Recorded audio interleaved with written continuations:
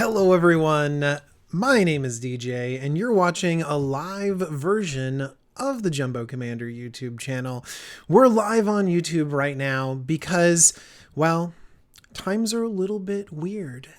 We're gonna hang out together and enjoy each other's company and talk some Commander, specifically what's going on with these mystery boosters. They are epic. And so there's actually so many different cards to go through, so many different new commanders to sort of talk about. So I'm pretty excited to break this stuff down. The first thing I want to do is fix chat. So let's see if I can fix chat, and then we'll go ahead and start going through those cards. Oh my gosh, I can see you all right now. I have successfully fixed chat. I'm so good at this. Yeah, I also am working from home, but ultimately things are a little bit interesting, and so we're all gonna just hang out and talk about some Commander together. How's everyone doing? I'm so happy to hear from all of you. All right.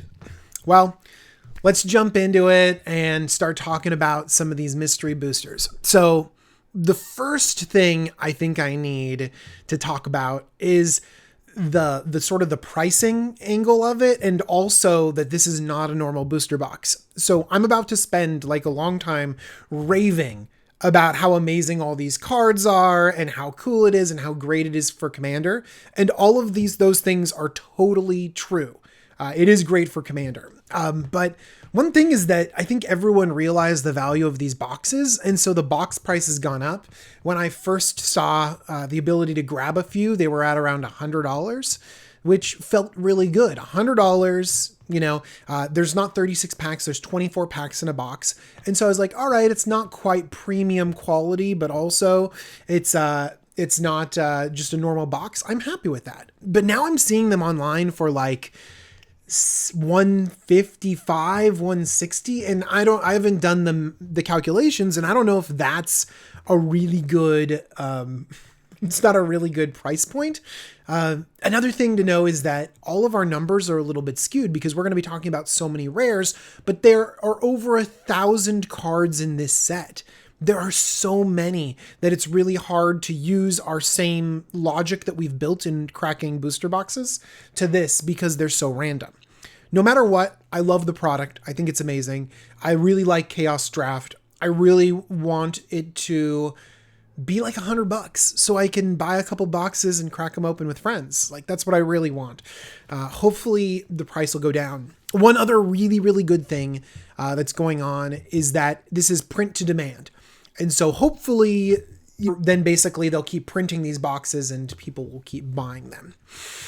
Let's get to a point where the demand is there. And then hello everyone. It is so nice. And by the way, I think that this is a perfect place for newer players because you can ask questions. Like, we're going to be talking about why some cards are good and specifically where they fit into Commander formats. So just by going through this, you might actually figure out a little bit more about Commander and why these cards are good and why they're staples or maybe their shortcomings, stuff like that. Okay, I've seen them 124 USD. I think that's pretty good. 180 in Canadian. That seems a lot, but that's okay. But anyways, let's sort of jump into some of these topics right here. The first thing I did was open up the cards that I care about, and I divided them up in color. So these are the blue cards, and then we'll go white because Wooburg seems a little bit boring. And then, oh my gosh, I'm so glad I'm hanging out with people from all around the world. That's so great. Chronotog Infinite says, the only negative about this product is how many people try to play Send Triplets. Yes, Send Triplets in foil is in this set, and people are going to be attracted to that dastardly deck. Okay. Let's jump into starting to talk about blue. I can start fielding some questions from all you guys, and then post a link for this list. Yes, I will. I'm going to make basically what I did is I divided them up into different colors because there were just too many cards. I pulled about 150 cards. And so what I'll do is I'll put them all together and post a list online for people to look at. All right, starting off in blue, we got Chasm Skulker. I'm not going to read these cards. Well, maybe. So I'm going to read these cards quickly because every time I do something that's longer than like 45 minutes, people say, hey, I consume this content in audio. And so they really want me to read the cards so that they can listen through the audio and sort of understand what's going on. So I'm going to go ahead and read these cards, even though many of you are like, oh my gosh, this is going to take forever. But I'm going to go fast. Chasm Skulker's Tuna Blue for a 1/1 Squid Horror, amazing creature type, does not get bounced by Thing in the Ice. Okay, whenever you draw a card, put a +1/+1 counter on Chasm Skulker. When Chasm Skulker dies, put X 1/1 blue squid creature tokens with Island Walk onto the battlefield, where X is the number of +1/+1 counters on Chasm Skulker. Number 1, +1/+1 counters is a great theme. We have tons of ways to synergize with it, but also I really like creatures that basically have redundancy built into them. Almost like a hangerback walker, Chasm Skulker has built-in protection.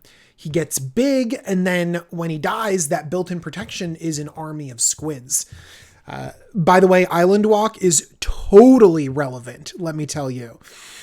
MTG Mudsta saying stuff. I love you so much and all your content. Shout out to MTG Mudsta. The price point for some foils is super crazy, and that's true. By the way, one thing that we're going to look at is we're going to look at the price points because the price points on all of these cards are going to be crazy. Look at the normal price for a Chasm Skulker, $3.50. Mystery Booster, under $1. This is going to be a theme throughout the entire day, is that as we look at these price points, they're going to be incredibly good. Okay. Oh yeah, and other people are like working from home, so they're doing audio too. So this is perfect. And it seems like the theme is that people are trying to multitask and listen to me and stream right now, or they're just avoiding work and watching this. I wholeheartedly encourage breaks when working from home. You know, if you don't take breaks, you're just going to get overwhelmed and you're going to be inefficient. So take your time, take a break with me and everyone else in chat. It sounds good. Okay. Any questions about, by the way, hopefully I'll be able to see questions about cards specifically in Chasm Skulker. I think that the redundancy, the Island Walk is super popular. Laboratory Maniac, 2 and a blue for a human wizard, 2/2. If you were to draw a card while your library has no cards in it, you win the game instead. For all you dirty competitive players out there, Laboratory Maniac is now it's just in second place to Thassa's Oracle. Laboratory Maniac, regardless of how you play it, is a staple of our format. Alternate win conditions are very fun. The reason why people see Laboratory Maniac as not as fun, a little bit salty, is that it's kind of like the go-to competitive alternate win condition. By the way, Thassa's Oracle is going to be the new hated card, but that's okay. Lab Man, by the way, couple bucks, like close to $5. Mystery Booster, $1.30. So amazing. So where do you use this card? Well, really, you use it in combo. A lot of fair decks I've seen try to play Laboratory Maniac, and they're like, well, I could get there. Quote, this Locust God deck draws a lot of cards. No, unless you have an infinite combo, I think you should leave Laboratory Maniac out of your deck. Trinket Mage, 2 and a blue for a 2/2 human wizard. When Trinket Mage enters the battlefield, you may search your library for an artifact card with converted mana cost 1 or less, reveal it, and put it into your hand, then shuffle your library. There is a number of really strong 1 or less CMC artifacts in our format. Soul Ring, anyone? Mana Crypt also in this set. So the idea that this Trinket Mage can be a 2/2, draw a card, and draw some of our best ramp that we have, or draw Sensei's Divining Top, You know, things like that are really, really good. There's also some combo pieces that exist in blue, sort of at the lower levels. Lion's Eye Diamond has an ability to go crazy with producing mana, and that's a 0 CMC artifact. There's a lot of cards that just are 0 CMC, like the Baubles, one of which is included in the mystery boosters as well, that just draw you a card. So imagine if Trinket Mage was like, hey, get all of these, get mana ramp if you need it, get mana ramp if you need it, get a Sensei's Divining Top if you need it, but hang on, if you don't need it at all, just, it's a 2/1 for 3 that draws you a card. That's good.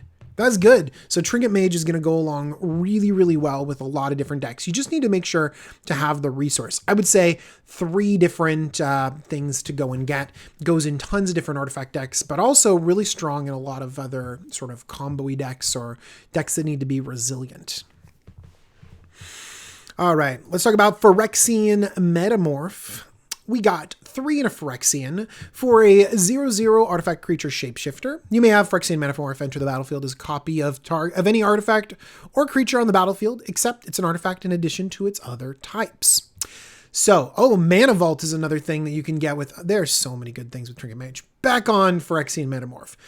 The fact is that this lets you play around with the curve. Clone effects at 4 are pretty standard and pretty boring. Okay. We've seen them a lot. Original Clone was at 4 CMC, but this lets you get a little bit faster at 3 CMC.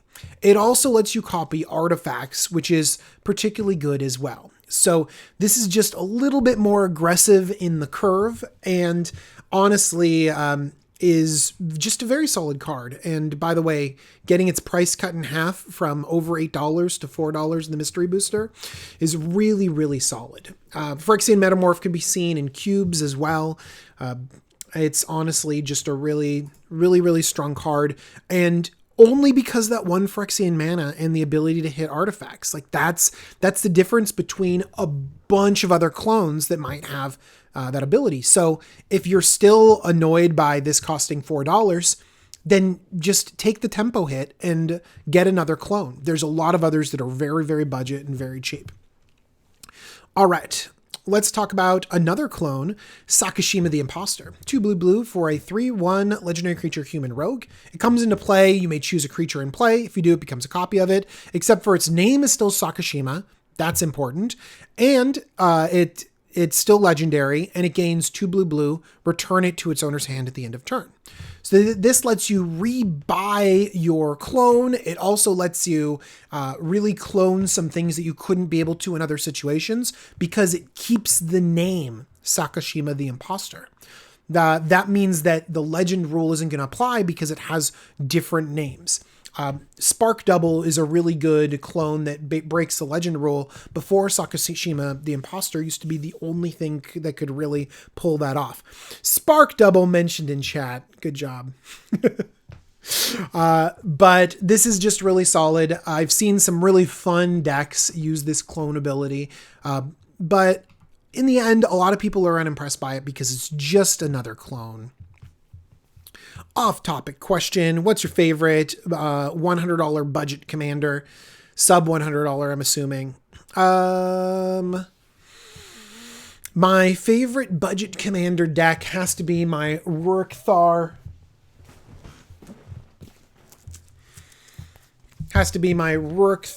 The Unbowed deck. Green screen messing up some of my Rurkthar action. Okay.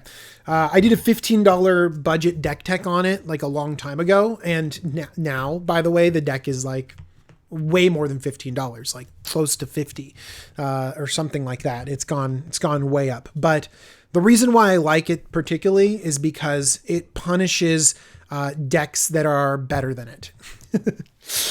Basically anyone with a really robust mana base, like a really expensive mana base, it punishes that, and it punishes people that have fast mana in the form of artifacts. So I really like it when people can punish others. Do you know what? Crazy Mentor 94 asked if I could spend $20 of cards from this set, which would you get? That's a really good question, and I honestly haven't gone through and compared all the prices because there's literally over 100 cards I would want to look at.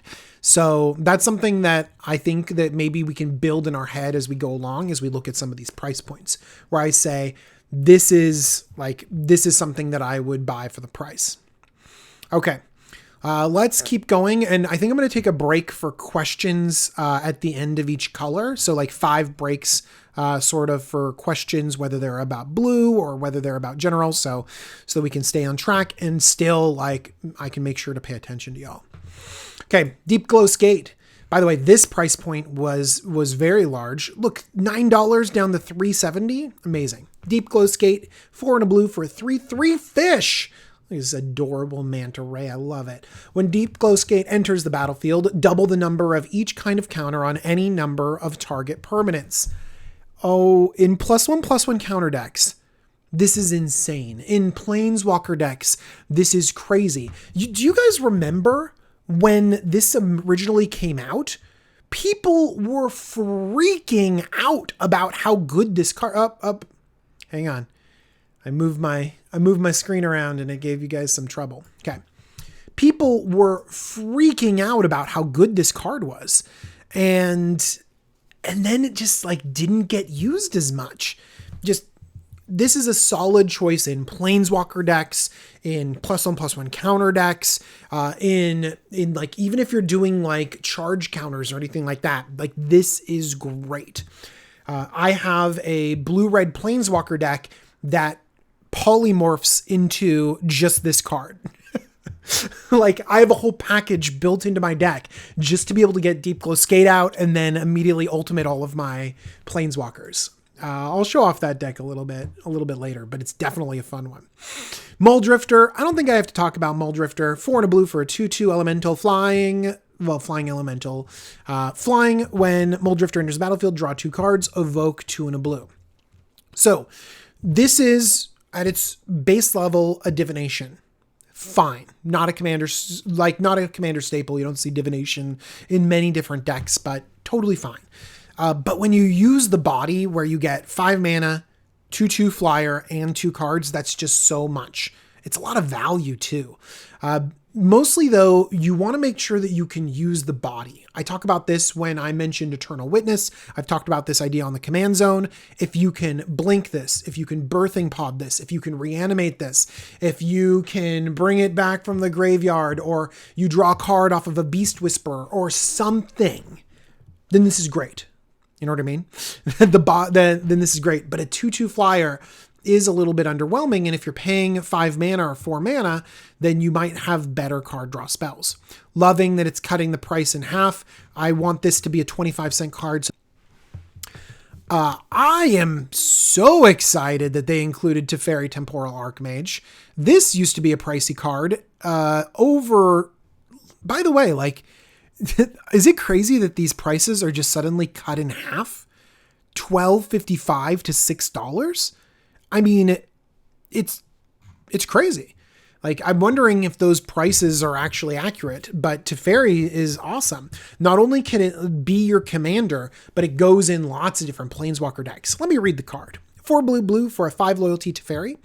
You can +1 on this Planeswalker to look at the top 2 cards of your library, put one of them in your hand and the other on the bottom of your library. Okay, so a little bit of card draw, unimpressive card draw for 6 mana, but it is the plus, so that's fine. -1, untap up to 4 target permanents. This is the big one. This is the ability that goes like close to infinite with Chain Veil, especially if you have other things going on. Like, that is the ability that just untapping permanents that people really leverage into Teferi Temporal Archmage decks. I mean, if we look at, this is not our first commander, but let's go over here to EDH Rec. Amazing resource, EDH Rec. And if we look at mono blue commanders, we can kind of get a snapshot of what a Teferi deck looks like.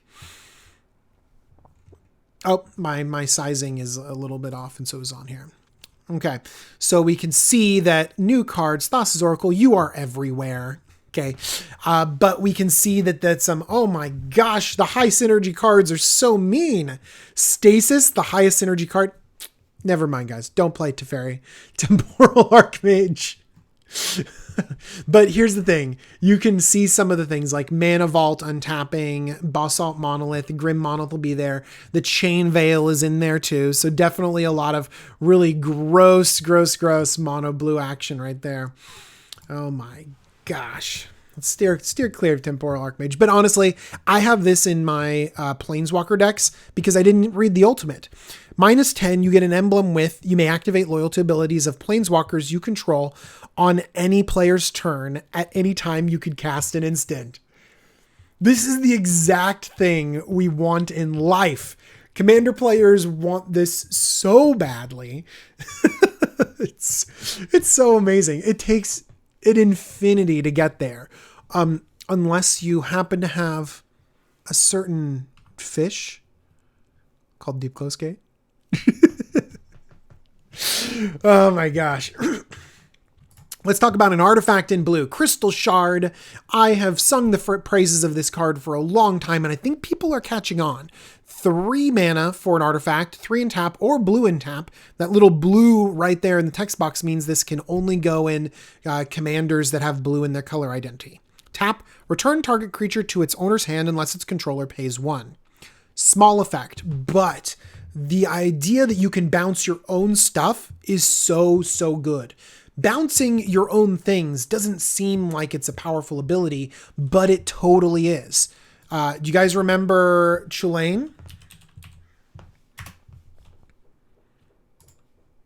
I know that Chulane has a lot of other really good things, but it also has this built-in clause of returning something to your hand. Temur Sabertooth is actually a combo staple. A staple in many CEDH decks because it has the ability to let you rebuy your own stuff. So really strong, but also the taxation effect is so good. Basically, if you have Crystal Shard up, then all you have to do is just leave it to be activated, and your opponents have to leave up 2 mana or else you can bounce whatever they have. Because as it becomes over to your turn, you can tap the Crystal Shard and make someone pay 1. Then you untap, tap it again, make them pay another 1. And if they don't have 2 mana up, then they've lost so much tempo. Their commander's back in their hand, their relevant creature's back in their hand. Solid staple. Propaganda is 2 and a blue for an enchantment. Creatures can't attack you unless their controller plays 2 for each creature he or she controls that's attacking you. Turtling in our format is very good. Putting up defenses, making sure that we're not attacked. And in Commander, we all really want to deploy our stuff. So paying 2 mana doesn't seem like a lot, but it really is because the tempo loss is so much for each of us. When it's 1v1, you can kind of justify the mana for the pressure you're putting on their life total. You can't in Commander, honestly. You probably should not be paying the 2 mana for Propaganda. You should try to find a way around it or basically only pay it if your board is already developed enough. This means that this is a really relevant defensive card. And cheap too. Was up to $10 and now is at just over $4. So really solid card. And again, goes into a lot of different strategies. Hang on. Let us talk about the star of this set, Ristic Study, reprinted for us. Thank you, Mystery Boosters. Let's look at the price point on this one. That's not something that's normal, $78. Let's look at this beautiful Judge promo. Oh my gosh. Okay, but still, the Prophecy cards were $18. Commander's Arsenal, this was a weird foil version. Okay, so still quite a pricey card, but Ristic Study is so good. Remember how I talked about the tempo hit that just 2 mana does to your board development in Propaganda, 2 mana really impact development. Ristic Study does the same thing. It's crazy to think draws people 3, 4. Oh my gosh, I got an error. What's going on? YouTube is not receiving enough video to maintain smooth screaming. you're going to experience some buffering issues. Unacceptable. I don't know. So if you guys are having problems seeing, and I lost you.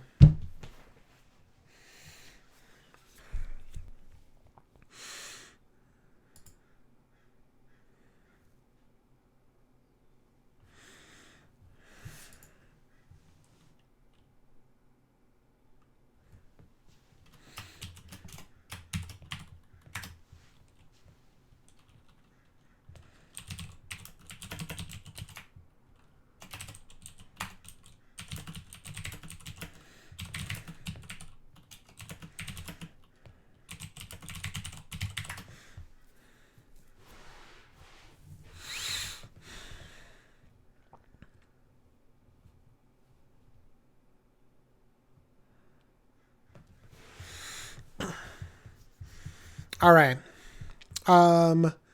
Let's keep going for a little bit, and then if it's still, because it's showing green on this thing and it's showing poor on this thing, so we're gonna keep going, and if it gets too bad, then I'm gonna shut it down and restart the stream up, and because obviously that fixes everything, right? Just turning it off and on again. I'm good at computers. Okay, Ristic Study is amazing. Play it. It's so annoying at the same time, but I still play it. Who knows? Who knows? And I'm back to excellent stream quality. All right. Corrupted Conscience. 3 blue for an aura. Enchant creature. You control enchanted creature. Enchanted creature gains infect. So great. I love the fact that you can steal something and give it infect. Infect is a really powerful mechanic. And by the way, this is a kind of a modal card as well. You can enchant your own big creature and give it self-infect, so you can just slam in and kill people out of nowhere. I know that, I mean, if you compare it to some of the other things that give infect, like a grafted exoskeleton is obviously better because it's an equipment that you can shift around, but just deploying grafted exoskeleton is slow. And so Corrupted Conscience can sort of come out of nowhere and still smack people, even though like just as well. And the price difference is crazy because it's going to be, 32 cents. Yes. This is an amazing card, and honestly, I think that you should be playing it in a lot of decks. I've played it in my Bant sort of aggro. It started off with Kestia and Tuvasa and all sorts of different ways, and just being able to play this on your own creature that has like all that glitters on it or something like that, and infecting someone out just feels so good. And then stealing something and turning it into a Blightsteel Colossus, it's just amazing. Love this card. Questions about little things about infect, because this is there's 2 infect cards on this set. This is the more fair infect card. The other infect card we're going to talk about a little bit later. I'm a huge fan of infect. I don't think it's overpowered. I see it a lot because I play with Josh and Jimmy and Craig. So Mr. Infect himself, I end up playing a lot of my games with him, and honestly, it's like he tunes his decks specifically for infect and goes all in and is really taking advantage of it. And they're fair. They're just so fair, if not mediocre. So I think that infect is totally fine, even though it does give oftentimes 2 players the feel bad, because it's very easy to take 1 player out with infect. And then once you take that 1 player out, the second player that feels bad is the person playing infect. I honestly just wish we had more infect cards to sort of mess around with. Maybe some more that could push Commander a little bit more. I do want to go on Olivia's stream, Affinity for Artifacts, and play some Commander live. My schedule is suddenly open that I can hang out with you guys on a Wednesday at noon. So there are some differences to our schedule these days. And oftentimes, like, just because there's differences in our schedule, like a need to be able to do some more fun stuff, to hang out and chat, to like, get some stuff off of our minds. All right, let's talk about the best counter spell in Commander. Look at these bold claims. Bold claims. Arcane Denial. 1 and a blue for an instant. Counter target spell. Its controller may drop to 2 cards at the beginning of your next turn's upkeep. You draw a card at the beginning of the next turn's upkeep. Why on earth am I saying that this is the best card in... I dropped frames again. It's bad. But that's fine. Do you know what? Whenever we drop frames, we just ride through it. We just keep going. Whenever you giving someone else a card is totally fine in this equation as long as you maintain your own card parity. So Arcane Denial is very, very good and should be played. And by the way, I think it was growing in price. Yeah, it was over $1, but now I think you can get some for 48 cents. This is the better. Why on earth is the better art the cheaper one? This is the best art at 52 cents right there. Give Richard Kane Ferguson your love by buying some of these 50-cent Arcane Denials right there. All right. Counterspell is counterspell. Blue, counter target spell. It's a staple because sometimes you need to counter spells. And if you're in blue and you're preventing your opponent from winning, then that's like great. So counterspell. Fact or fiction. Talked about fact or fiction really a lot. 3 and a blue for an instant. Reveal the top 5 cards of your library. An opponent separates these cards into 2 piles. Put 1 pile in your hand and the other into your graveyard. Okay. The reason why fact or fiction is great is because it's political.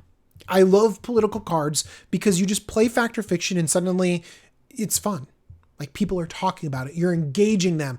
This is a card that not only is good for you, but it's good for the table. It's good for the format to be able to start discussing things and having some interaction.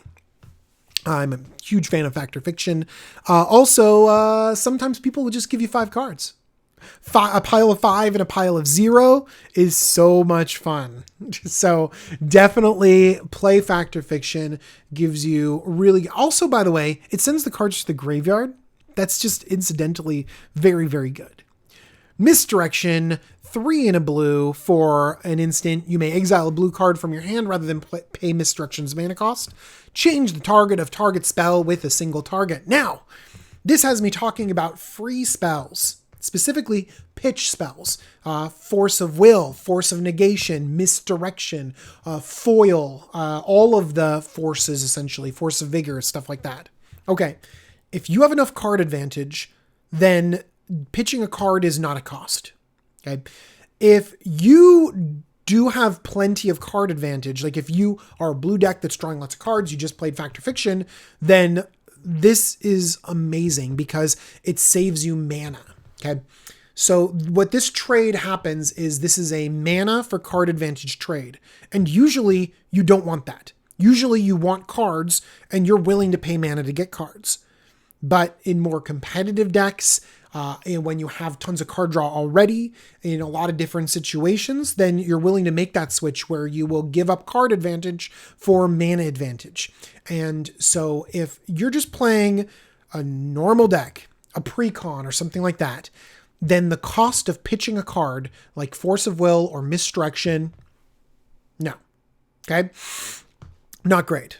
Okay? But if you are building a deck that's a little bit more competitive or has tons of draw to sort of push you through the card disadvantage, then this is great. Okay, hopefully that made a little bit of sense, and hopefully we're riding through because I'm seeing like weird spikes and up and downs on my stuff. There's so many blue cards. Mystic Confluence, 3 blue for an instant. Choose 3 and may choose the same more than once. Counter target spell unless its controller pays 3. Return target creature to its owner's hand or draw a card. Oh, Mystic Confluence, you do everything. People talk about how good Cryptic Command is. Cryptic Command is just an awkwardly costing, not as good Mystic Confluence. Just kidding. I think Cryptic Command is actually better than Mystic Confluence, but Mystic Confluence is honestly very good. Remember how I said that you don't want to play counter spells that put you at a disadvantage? Mystic Confluence is a 2-for-1 built into a counter spell, so you're not at a disadvantage. You can counter that spell and get your card back or bounce another thing. Just very, very strong. Commit to memory. I actually really like the memory part of this, but commit is fine. Put target spell or non-land permanent into its owner's library second from the top. So a lot of times just bouncing something is a tempo play. Because if you bounce something, you're not getting rid of the card. The card is still in their hand. Okay. What you've done is you've negated the mana that they've had. And the tempo of eating up that mana is very good. Okay. But commit, bouncing it to the top of their library, means that they will have to redraw it. And that means that it is sort of worth the card to put something back on there. It's really important to pay attention to when you're getting a mana advantage and when you're getting a card advantage from something. Commit is a lot of these counter spells. Again, when you're going after one person, it's not like a 2-for-1, then you have to be very wary of how you're playing that. But there's a whole second half to the card of memory. 4 blue for the aftermath. Each player shuffles his or her hand and graveyard into her library, then draws 7 cards. So we have this effect on a lot of cards that are way cheaper, but it's built into a solid counterspell that's really, really flexible. You can put spells or permanents on top. Flexibility is key in Commander. And then Memory is this big card draw spell, very splashy. And yes, even though you can get this effect technically you can get this effect for 3 mana. many times you can get it for 4 or 5 mana, but 3 mana is the cheapest for a Time Twister. It's still very good. This used to be a budget card, and then it went up. So by the way, Commit to Memory used to be like a 10-cent, 20-cent card, and I talked about it in my super budget staples. Then it went up to over $1, and I got sad, and now it's back down to 50 cents, so I'm happy again. I'm glad you could come with me on this roller coaster of emotions when it comes to Commit to Memory. Let's keep going with... We're almost done with blue. We're going to get through it because PreOrdained is an easy one. PreOrdained is 1 blue, scry 2, then draw a card.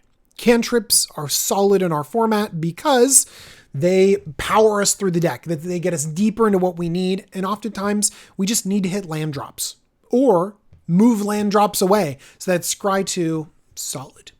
Whelming Wave is a board wipe that you do not need to have Krakens, Leviathans, Octopuses, and Serpents to give good advantage. Bouncing everything is totally fine, and this is solid, especially if you have some of those cards right there.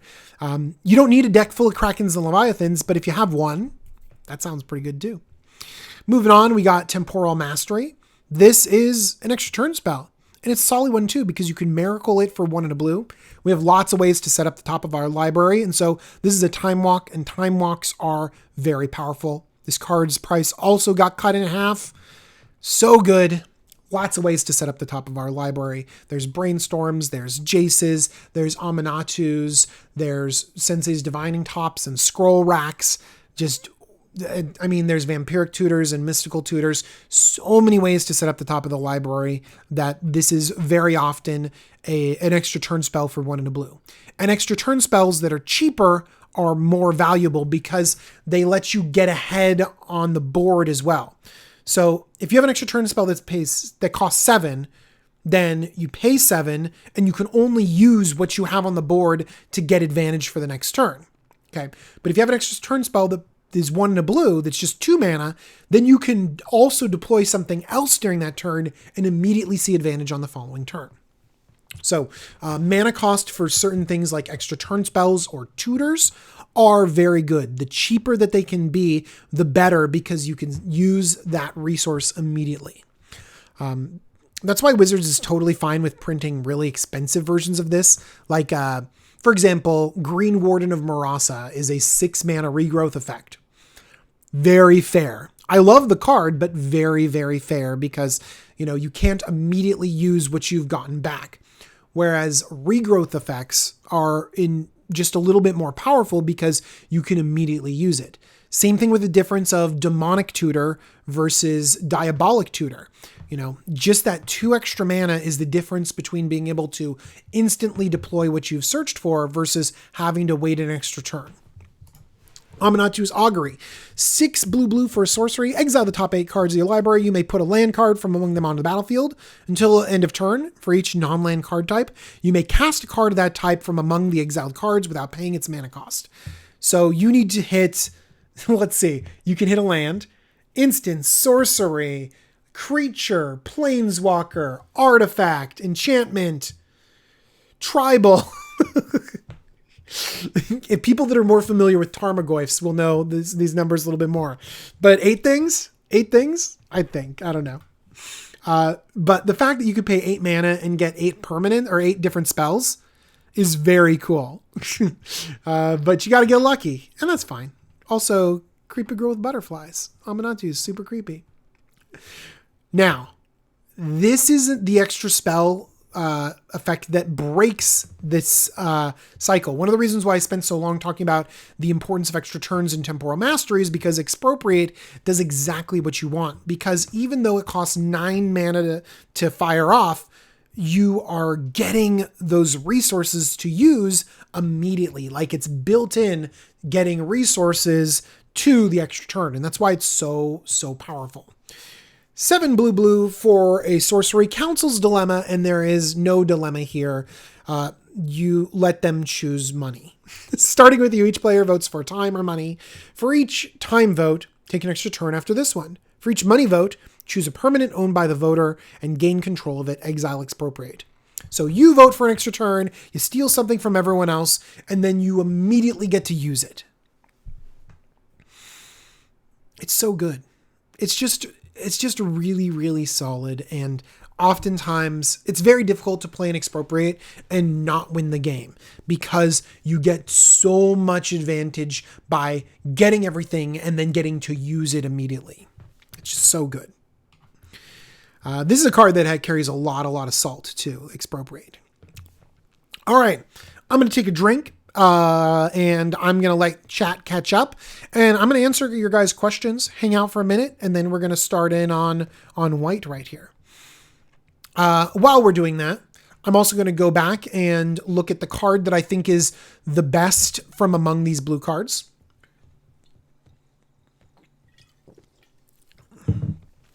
I also want to give a shout out to definitely the cutest card on there. All right. I think that blue has a lot of value overall. I think that the most powerful card in this list has to be Expropriate, and I don't think that people are confused about that. I got to give a shout out to Ristic Study because that's a card that is really, really strong.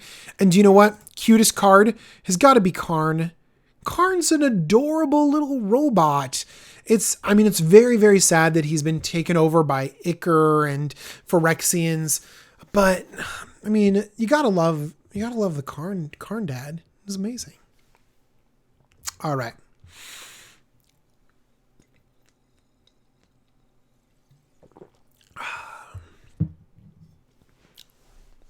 Yeah, top 3 of every color.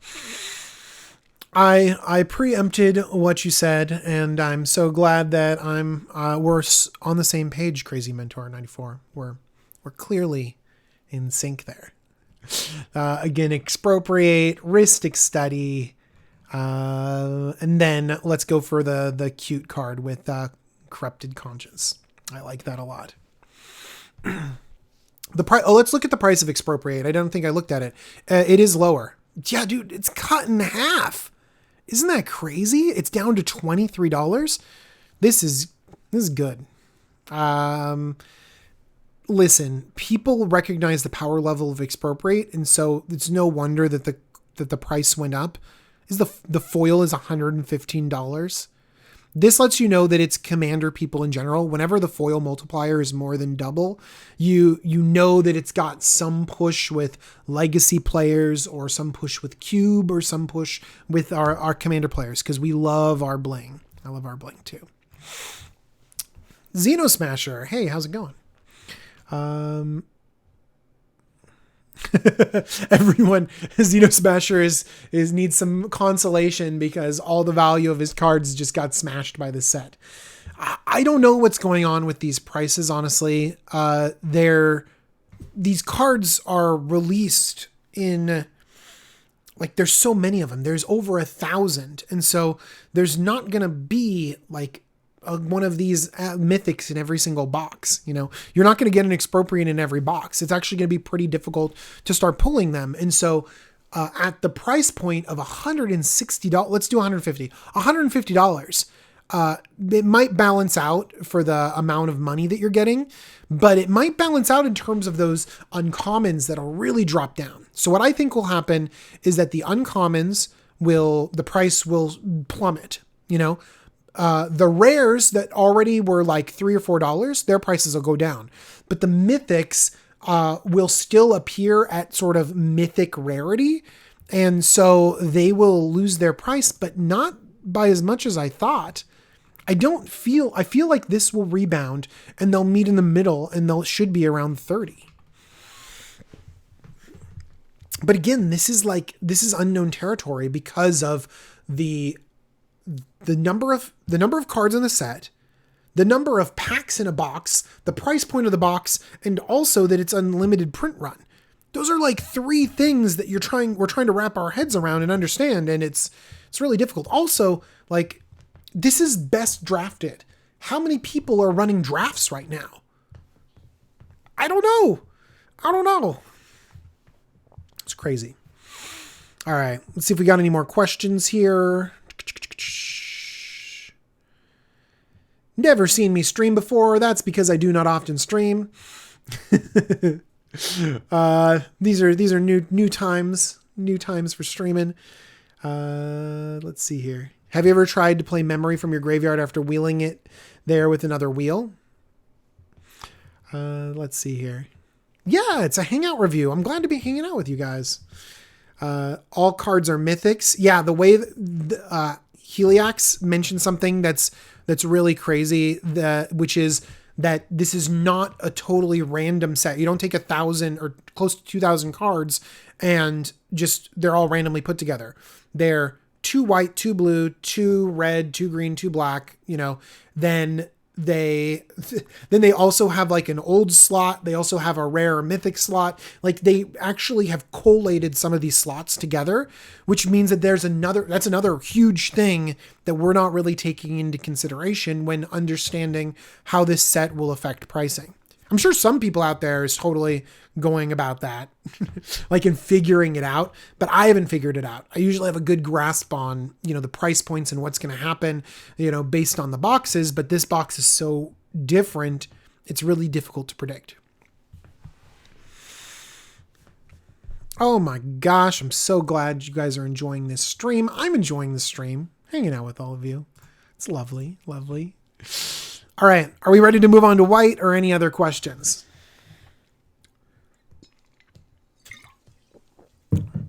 If we do, I'll take a break. Is Braids still my favorite commander? You know, it's very on theme for Braids to be my favorite commander.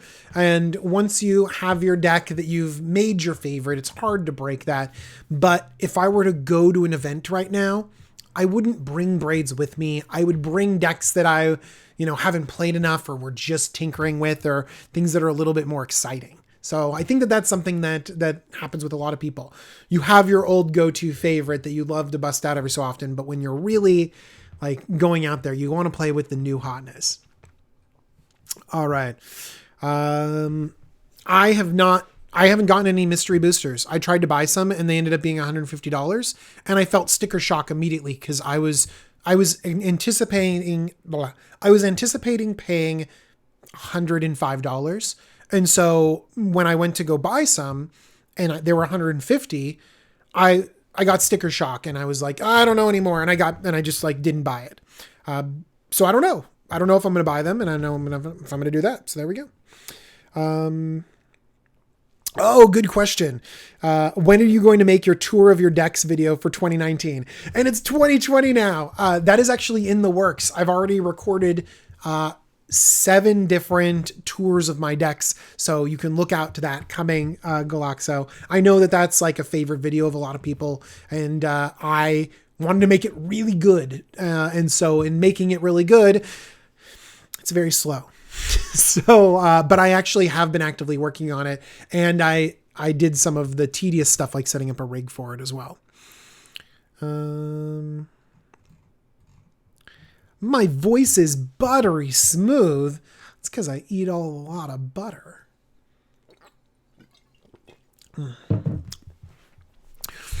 I might just because I literally talk all day, every day. My job, I'm constantly talking. With you guys, I'm constantly talking. I have a toddler who can't shut up. Anyway, I think that like some of these, like, yeah, people are saying they bought for 105. I was expecting to buy for 105. Bought for 97. Yeah. So, yeah, I really wish I could have jumped in on that, but I didn't. And so that's fine. Why didn't I get the Tom Pope asks, why didn't you get the role in Mulan instead of Jimmy? Yeah, I actually feel with the Mulan getting pushed back and all this craziness, I feel pretty bad for everyone involved in that project because it sounds like it's a really tough time to be doing something big. You know what I mean? Because you're immediately, like, you try to do something big and it immediately gets overshadowed. And so I feel really bad. But in general, I am I'm not a good actor. I'm good at being honest with you guys and talking, but if you told me to, like, play a character, I don't know, it'd probably be a weird version of me. 1,800 cards, 24 packs. Look at all y'all. All right. Let's see here. Let's keep going. Starting off in white, I'll still take a few other questions going on. Mom, let's talk about Mother of Runes. 1 white for a 1/1 human cleric. Tap target creature you control gains protection from the color of your choice until end of turn. So, do we know how good Lightning Greaves are? Lightning Greaves gives protection to your critical piece, be it your commander, your combo piece, or whatever. Mother of Runes does that. And she can protect any card on your board and herself. Okay, Lightning Greaves is great because it gives haste, and haste is a whole nother issue, but Mom gives a different level of protection that's really, really solid. Price point on this is probably dropped in half too. Yep, 126. Mom is strong, and I really love including her in a lot of mono white decks. But let's talk about something that's a little bit less special. No. Let's talk about something that's a little bit less well known. Weathered Wayfarer.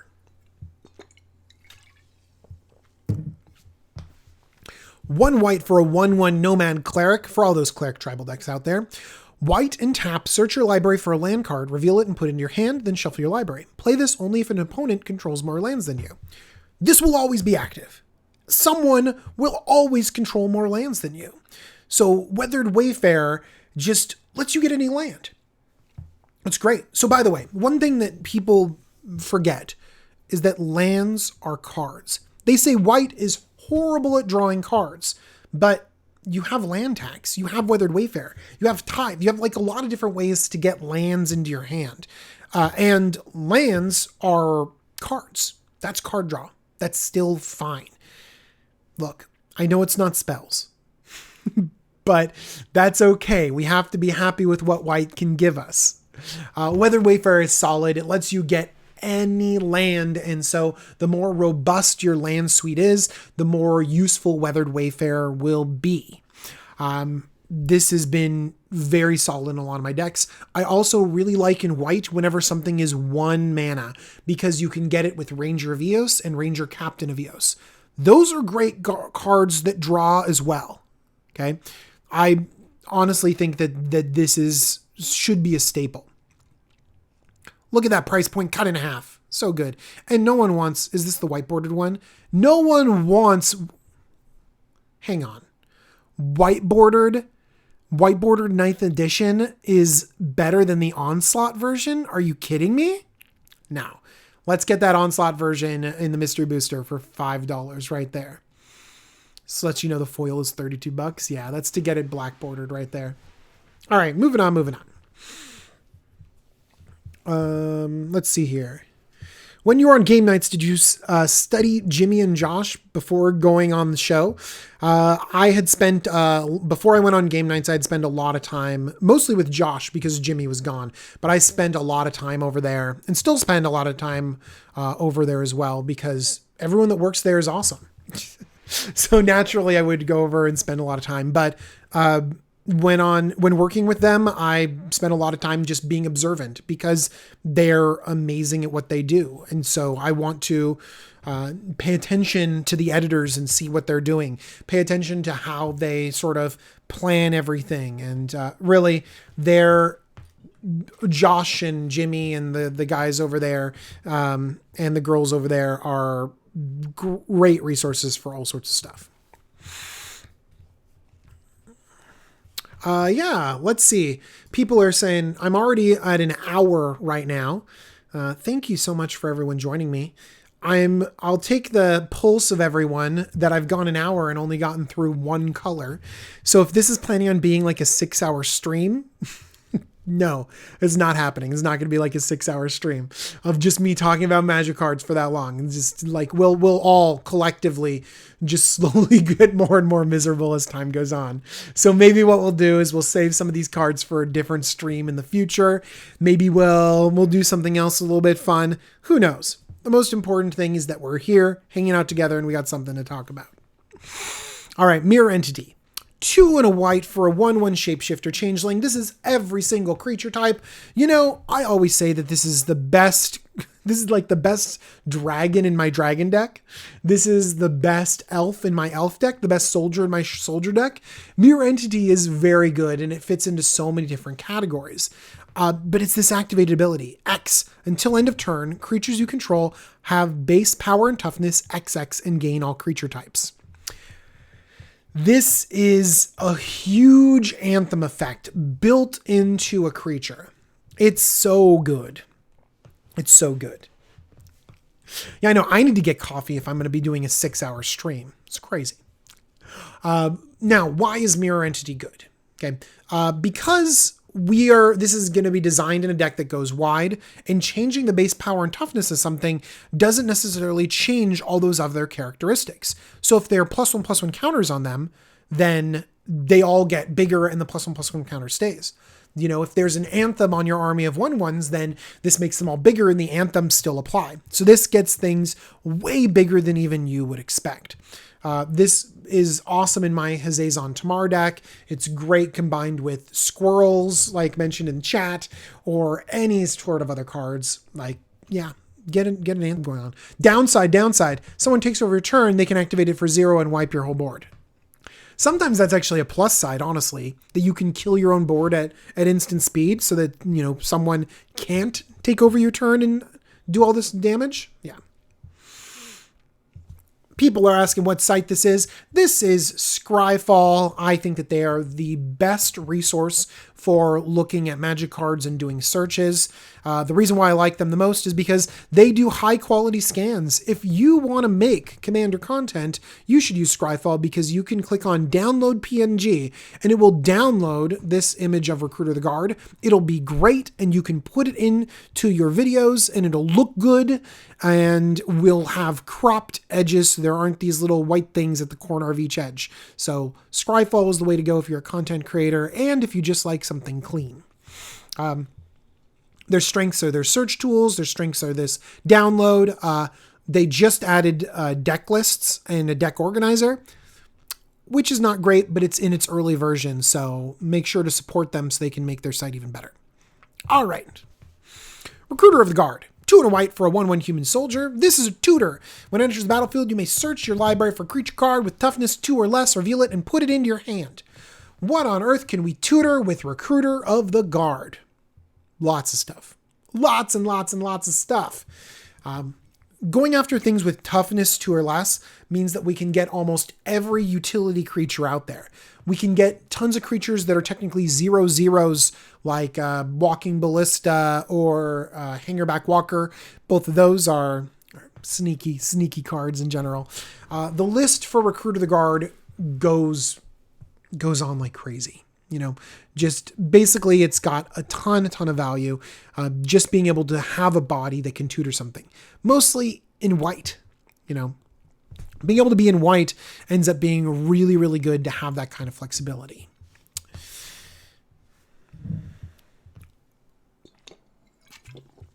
Audric, Lunarch Marshal. Audrics have been great at attacking. 3 and a white for a 3/3 legendary human soldier. At the beginning of each combat, creatures you control gain first strike until end of turn if there's a creature you control as first strike. Same is true where flying, death touch, double strike, haste, hexproof, indestructible, lifelink menace, reach, skulk, trample, and vigilance. So, play Audric, and what he does is he just says, hey, as long as one of you has this ability, boom, we all have the ability, which means that he becomes this crazy anthem effect that just shares abilities across everything. So if you have a Zatalpa on the battlefield, you just kind of win the game out of nowhere. Audric is really great at sort of spreading these keywords around and pumping. A very fun mono-white commander. But the reason why this isn't like a slam dunk in every single deck is because you need to have things on the board. So if you have Audric and something else on the board, yeah, like it'll share a little bit. It'll do something, but it's not doing a lot. It only really does a lot if you have a lot of things on the board and a lot of different stuff. Then it sort of builds on itself. It sort of grows exponentially. As more things get more keywords, the value grows even more. And cards that win more, cards that only are really good when you put a lot into it, they're not that successful at Commander. But can I tell you how fun this card is? It is fun and it has the ability to just win a game out of nowhere. So it's got to get a mention right here. All right. I don't remember what else is in white, but calling it early, this is my best card in white. Palace Jailer. 2 white for a 2/2 human soldier. When Palace Jailer enters the battlefield, you become the monarch. When Palace Jailer enters the battlefield, exile target creature an opponent controls until an opponent becomes the monarch. Love that this got below $1, 65 cents. Remember how I said, like, if you could buy cards to equal $20, what should you buy? Buy a Palace Jailer. So good. So let's just break this down. It is pretty normal to say 1 white for a Banisher Priest. Banisher Priest is 1 white for a 2/2. You get to banish something. Fine. But entering the Monarch into play, number 1, is awesome and fun, and we should be playing with the Monarch more. But number 2, it guarantees you a card draw. So now this is 1 extra mana for being able to draw a card. But wait, there's more. If Palace Jailer dies, they don't get their creature back. Creatures are super vulnerable to removal. It's so easy to kill a creature, but they have to actually secure the monarch back, which means that if you've taken their creature away, how are they going to be able to attack you? It becomes more and more difficult.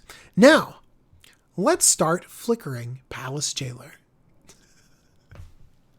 Let's use Eldrazi Displacer or Ephemerate or any of those cards to bring Palace Jailer out and back in again, put it in your rune deck, flicker it out, flicker it back in, you re-become the monarch, you take their creature, and guess what? If you are already the monarch, Palace Jailer just keeps stealing things. You can steal people's entire boards. This is a slam dunk card in Canadian Highlander. And so if you're looking for cards that really could be really great and on the edge of competitive, then Palace Jailer is definitely one of them. By the way, amazing in Cube. If you think that white might be a little bit weak in Cube, you should play Palace Jailer. So good. Jumbo Commander, have you seen the super dark color saturation for cards in this set? It's pretty obvious with Audric. That's very interesting. I'm always a little bit worried about print quality and cardstock quality when it comes to these ancillary sets, because I feel like they have their normal printers for their normal schedule. By the way, this is all speculation. I have no idea, but it feels like they have their normal printers for their normal print schedule.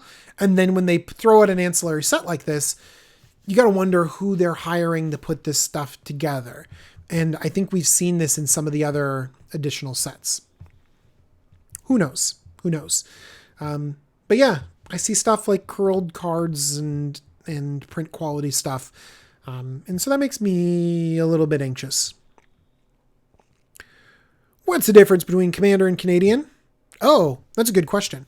Canadian Highlander is a very fun format, but it's closer. backing up.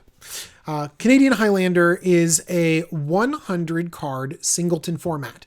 That's, again, basically exactly the same as Commander, but it is 1v1. Okay. They have no ban list. Instead, they have a points list. So even cards like Black Lotus and Moxen are legal. They just cap the amount of powerful pointed cards that you can include in the format. And they don't have a commander. And life totals. Life totals are normal and stuff like that. So it imagines, if you could imagine a lot of aggro strategies, a lot of taxation strategies, gain a lot of power and popularity to it. Combo strategies can be really, really good. Canadian Highlander is fun, but you got to find the right group of people.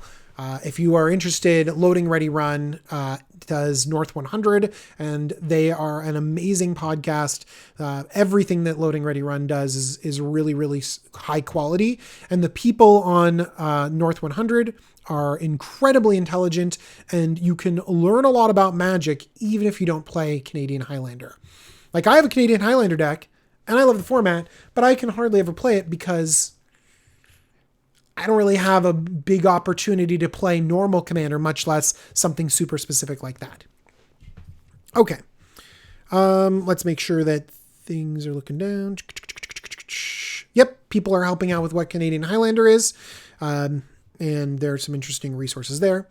Felidar Sovereign. Basically, by the way, one of the reasons why I'll mention things like CEDH and Canadian Highlander is because there's enough overlap between our formats that it's a good indicator to figure out in what situation a card could be good.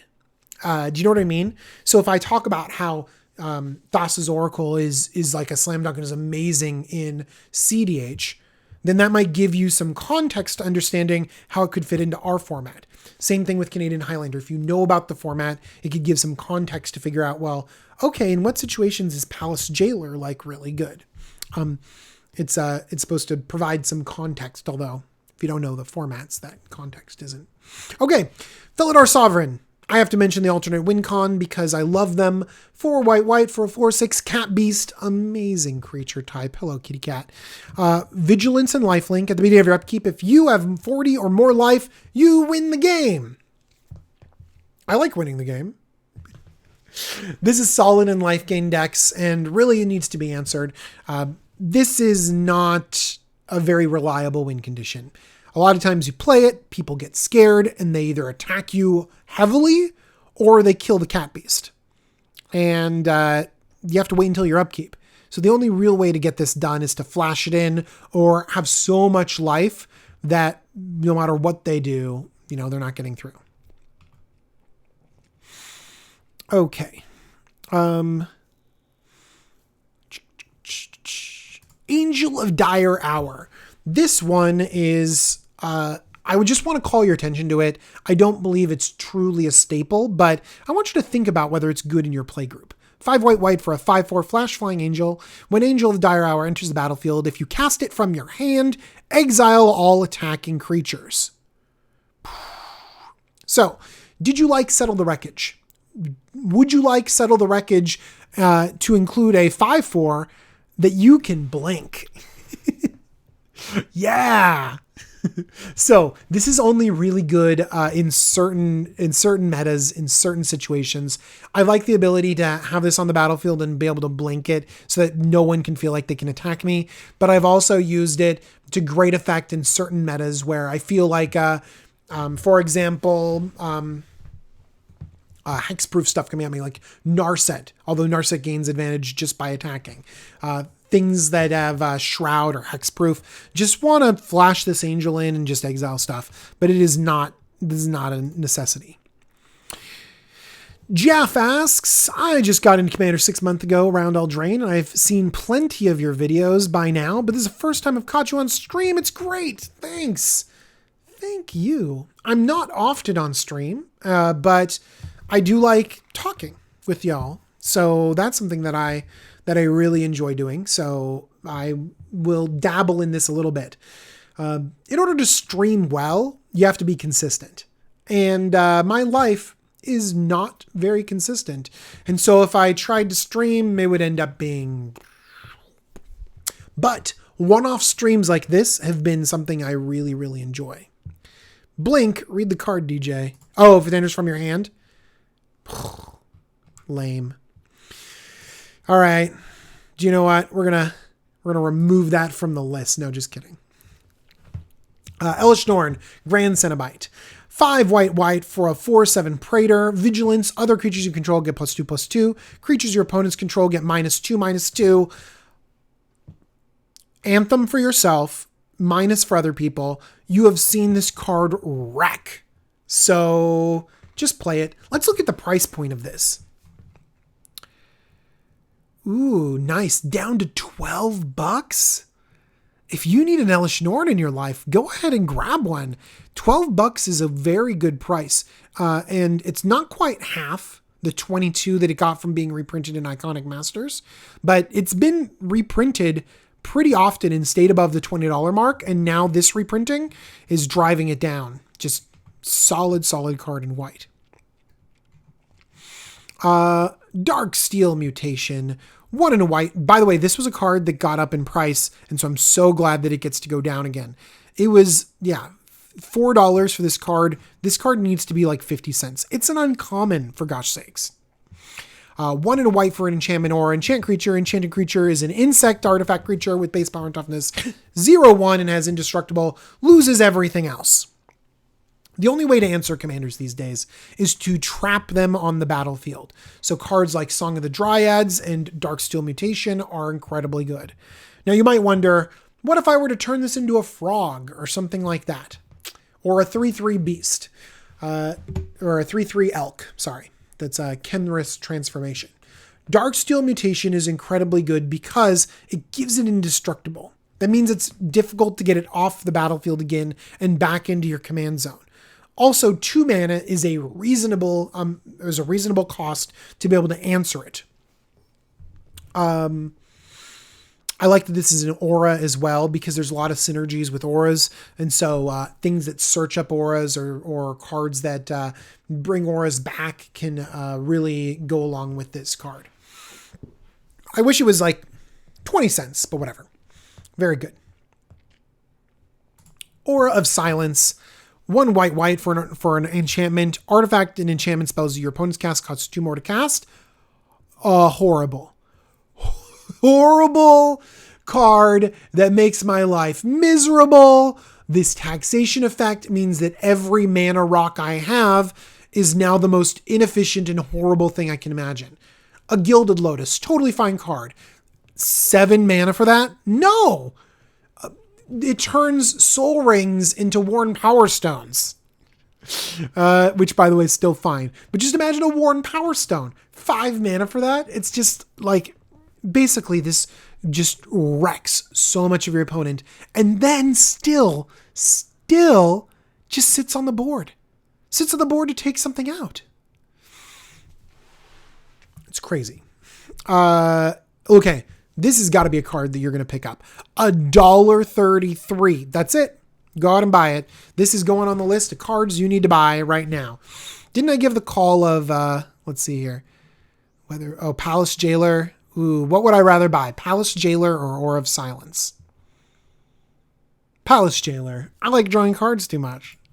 Grasp of Fate. This is in a removal spell. 1 white for an enchantment. When it enters the battlefield, exile up to 1 target non-land permanent that player controls until it leaves the battlefield.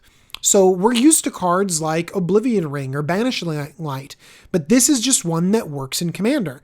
Again, cutting its price down to just $4.65. Hopefully this gets lower and lower and lower. But this, like, you should not be playing those other cards. You should be playing Grasp of Fate if you want that effect, because it just hits everything. And it's important because there's a political aspect to it as well. When you Grasp of Fate something from each opponent, then there's this political aspect of, well, should I blow up Grasp of Fate when it's keeping 2 other things that aren't mine hostage?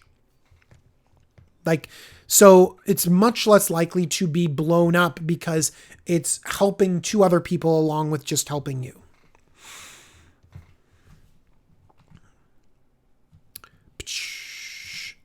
Angelic Destiny. This is a fun card that was expensive, and 750 down to 150. Yes. 2 white for an enchanted creature. Enchanted creature gets +4/+4. It's flying first strike, is an angel. When enchanted creature dies, return Angelic Destiny to its owner's hand. This is basically 4 power, 4 toughness, first strike for 4. So, and you just need another creature to have to it, to sort of like giving it haste. Your creature can still be blown up underneath it, and this will fizzle. But I believe that there's good opportunities to deploy this. There are a lot of different enchantment-based decks out there right now, and so this is still a powerful aura that you should just pay attention to. It's not going to fit in every single deck. So, Cast Out is definitely not Grasp of Fate. Grasp of Fate is better, but Cast Out is more flexible. Flash gives it flexibility, and Cycling gives it flexibility.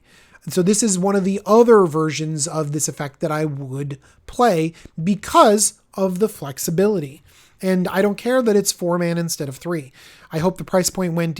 Why is it more? The pricing on this doesn't make sense at all. I'm just over here being mad.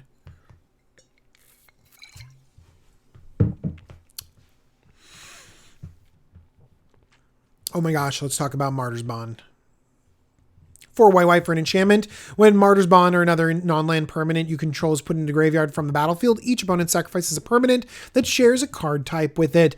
I called out this card a little while ago as a solid budget staple because it was in this Gideon spellbook. It was at one point in time about $2.50, and there was a 50-cent Gideon spellbook version, which looks great. And now we're talking about a 30-cent version of this card. So good. Now, why is it good? Because cards like Grave Pact and Dictate of Erebos, they punish your opponents when your creatures die. Okay, that is seen as a very, very solid card. We can see that it's a staple in black. But why isn't Martyr's Bond a staple in white? It's 1 more mana than Dictate of Erebos, and it hits everything. Let's take, for example, you sacrifice your Aura of Silence. Not only are you taking out an artifact, but then everyone else has to sacrifice an enchantment. Yeah, that's just how it works. It's so good. There's tons of sacrifice outlets. I know that black has more sacrifice outlets than in white, but still, there's plenty of different ways that this can go. And also, when people end up hitting Martyr's Bond as well, because when this dies, they still have to sacrifice enchantments. So it does gain you some value, hopefully, in all of those crazy situations. Yeah, people are talking about this one. Love Martyr's Bond. Big splashy enchantment. Let's move quickly through these next two. Path to Exile is a removal spell. It seems to always be a couple bucks. Ooh, the Magic Fest 2020 version.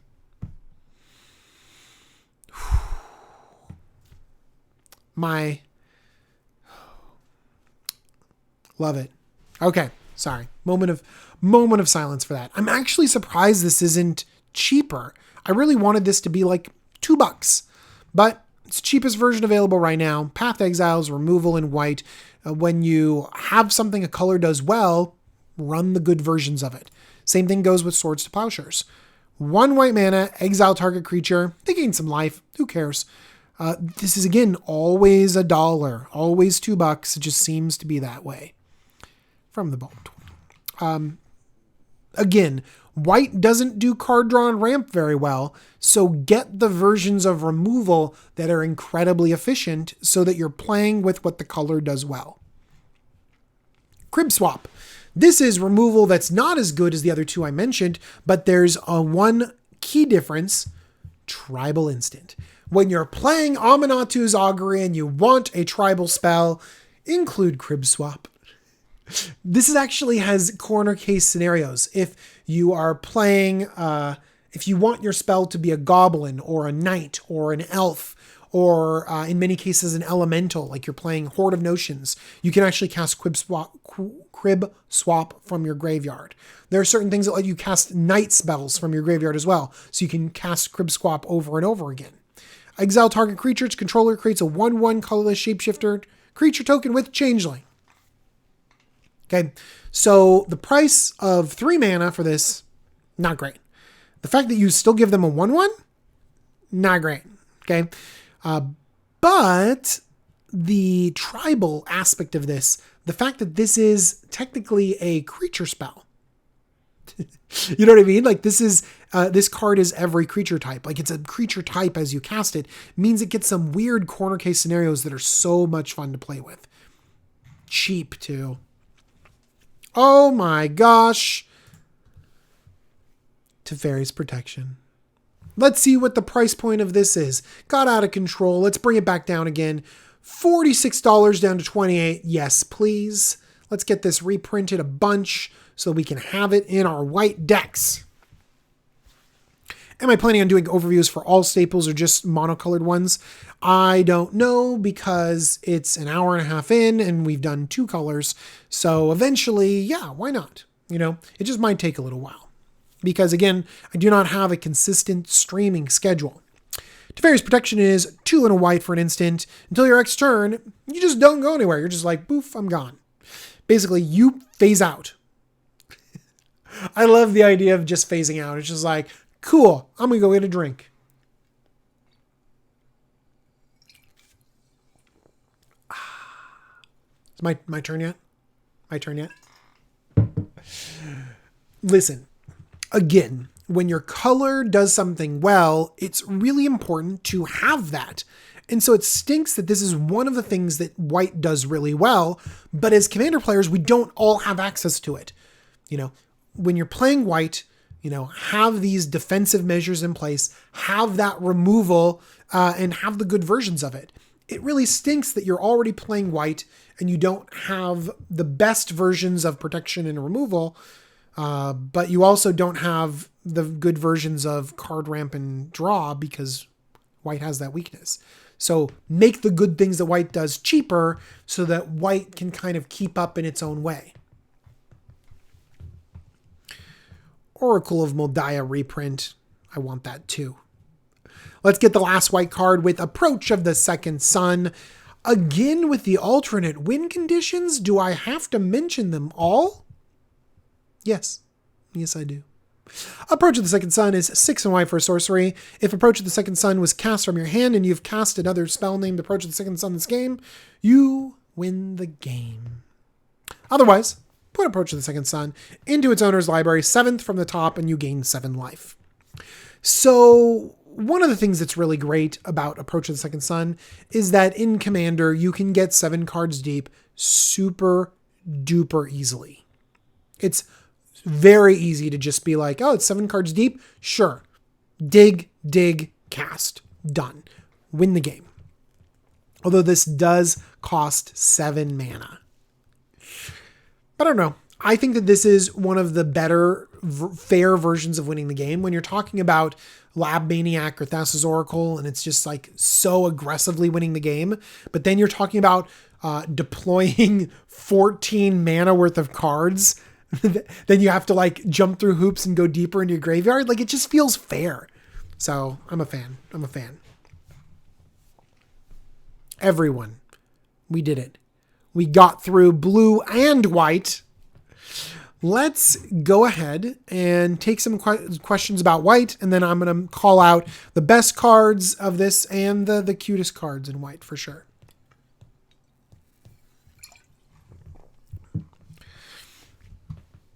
I'm going to go ahead and give the call out to Palace Jailers, one of the best cards. I know you want me to call out Teferi's Protection, but I'm not. I'm going to go with Aura of Silence. I honestly think that these 2 cards are solid and really belong in your decks and do a lot more. Now, cutest, let's take a look at that. There's basically Baby Yoda in a wicker basket. Come on. This is Baby Yoda Moses being right there in your crib, being amazing. Little 1/1 cutie. It's everything. And technically, by the way, it is a Yoda. What creature type is Yoda? Someone's going to tell me in chat in a second. But this is every creature type. So is this a Baby Yoda? Yes. Yes, it is. Called it. Cutest card.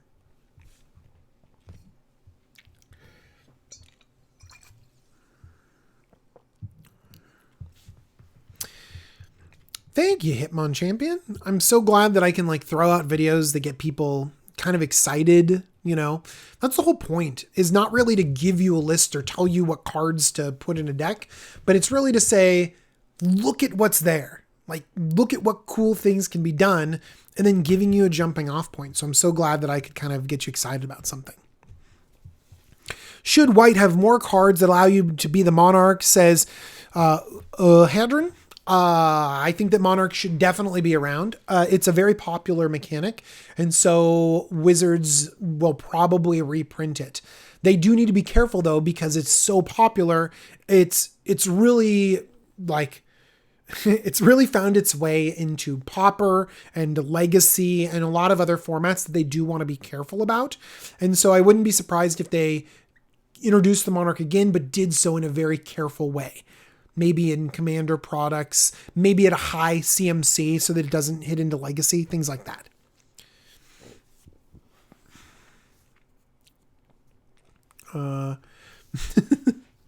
Favorite mono white commander, says DJ Van Orden.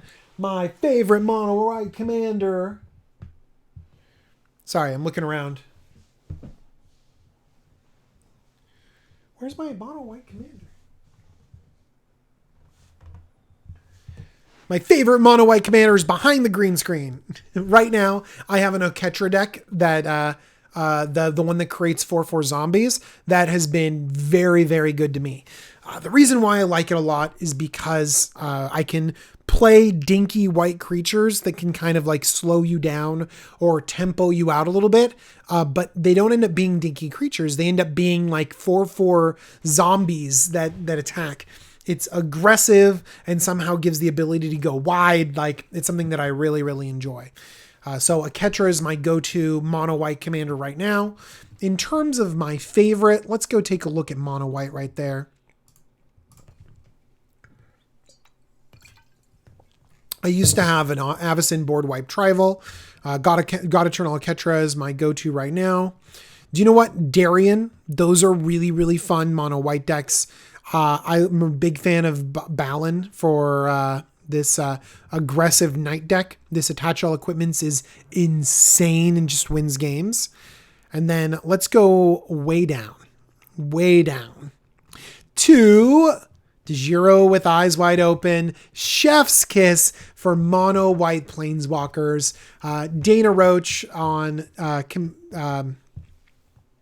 EDH Recast, and Commander Central has a DeGiro with Eyes Wide Open, and it's fun. It's super fun, and so that's a good shout out for not only him but his awesome deck building.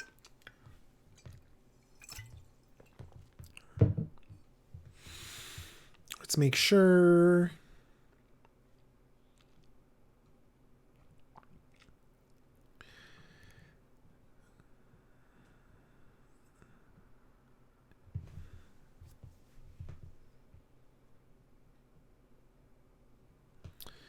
Let's see. What's your favorite casual combo commander or deck?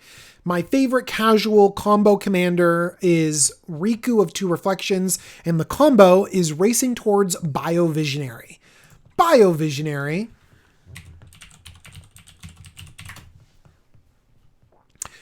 This is actually, if you go way, way back in my channel, I think this is like the second deck I've ever made, so you might not want to watch that because it's old and maybe not as good. But Biovisionary says, at the beginning of your end step, if you control 4 or more creatures named Biovisionary, you win the game. So Riku can copy this. You have a lot of clones that can copy this. You can just put a bunch of Biovisionaries on the battlefield, and then your opponents are like, wait, what? Did you just win the game with Biovisionary? This is, again, another alternate win condition. Am I showing a weakness here? I have a weakness for Biovisionary. Crazy, crazy stuff. All right.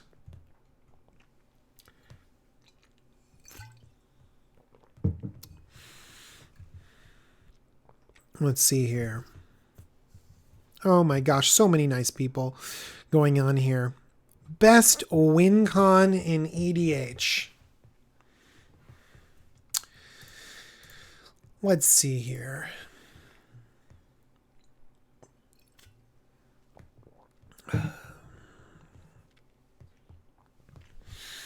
Do you know what is an underused win con? I think that so many people are moving towards these big combo win cons. You know, like they want to do a lot of stuff, overwhelm the board, overwhelm your opponent. I actually kind of like just attacking. Like that's a thing that I've really like fallen back to, because I felt like so many of my decks to be competitive were just like doing something big and over the top to win a game, or expropriating or something like that. I kind of just want to beat people down. I want to like Torbrand people to death just by turning things sideways, or like my mono white Catcher deck, just literally attacking with 4/4s. I think that it just feels very nice. Worst commander is that the brothers in mono red are not actually partners. We need some errata right there, because there's some flavor issues and it just makes me very sad. The brothers Kamizawa brothers, they're going to be way at the bottom of this list. Hang on. Brothers. Oh my gosh, they're so far up this list. Brothers. The brothers Yamazaki. Okay. The fact that I can't play two brothers Yamazaki in my command zone is a travesty. And that is the worst commander out there. Sorry.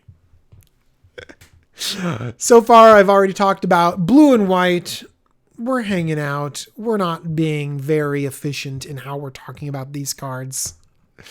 Best win con, Divine Intervention. The best way to win the game is to draw the game.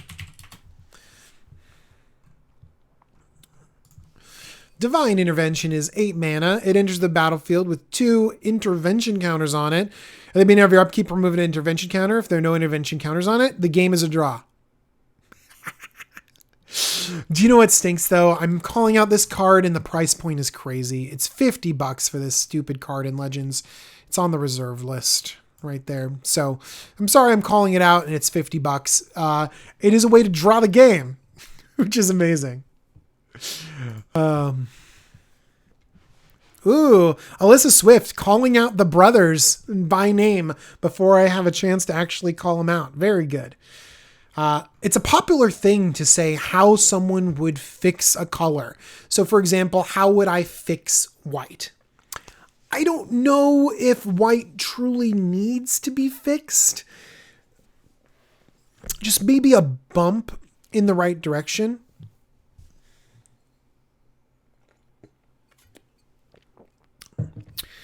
I think that it will help if we make cards like Skull Clamp cheaper, if we make cards like Teferi's Protection cheaper. I think one of the big problems is that you can get some of the best green ramp in the game and blue card draw in the game that it's like 10 or 15 cents, you know, or $1, you know, some of the best versions of it are $1.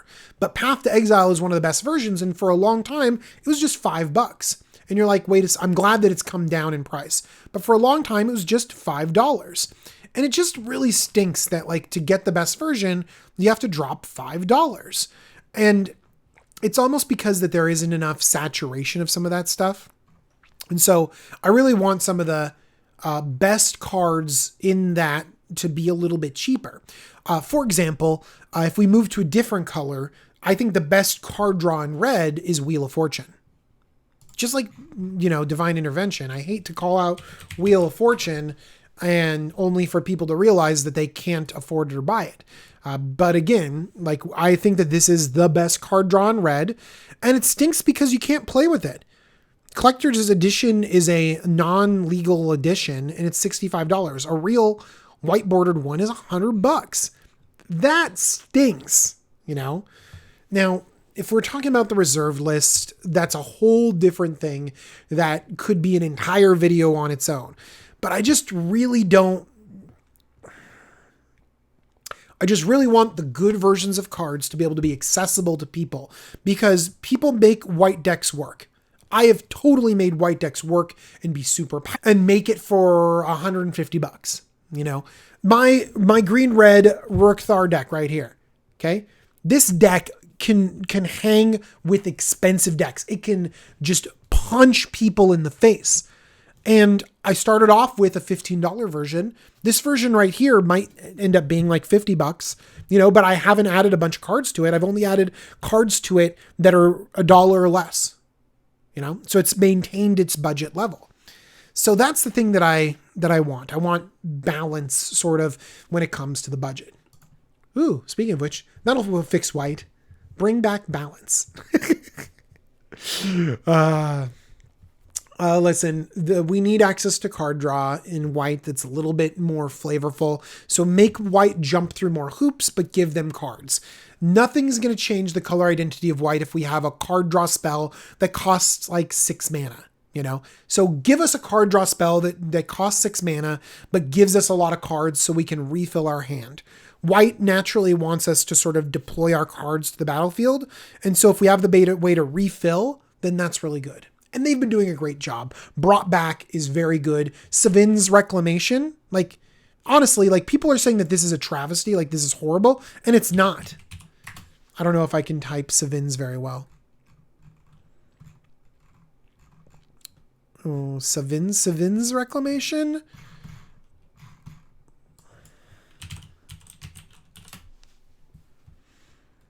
Ugh. I'm not going to be able to do it. I think it's Sevin's Reclamation.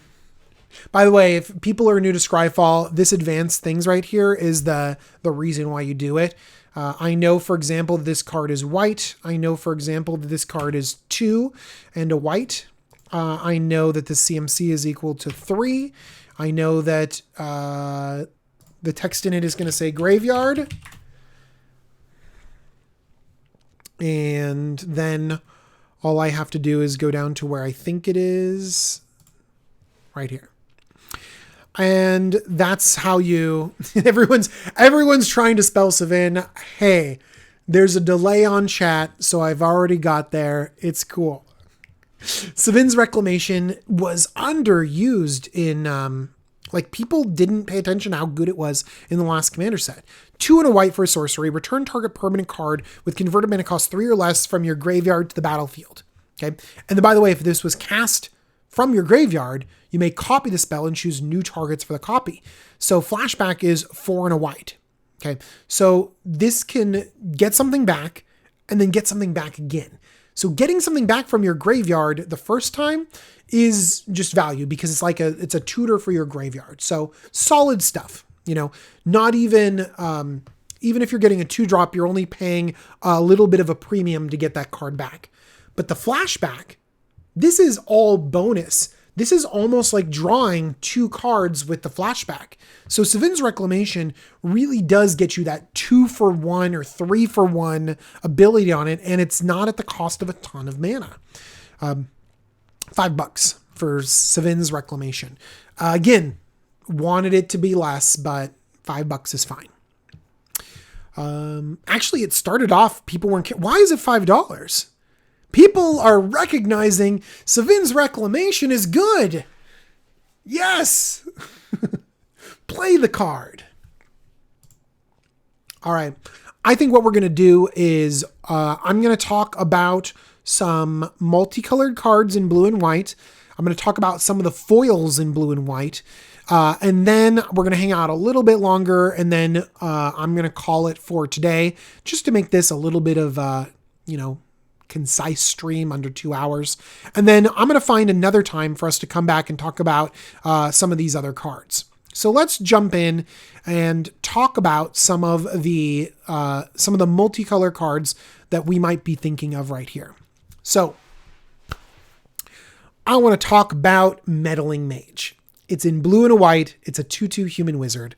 As Meddling Mage comes into play, name a non-land card. The named card can't be played. This is so mean. It's so mean. I love it.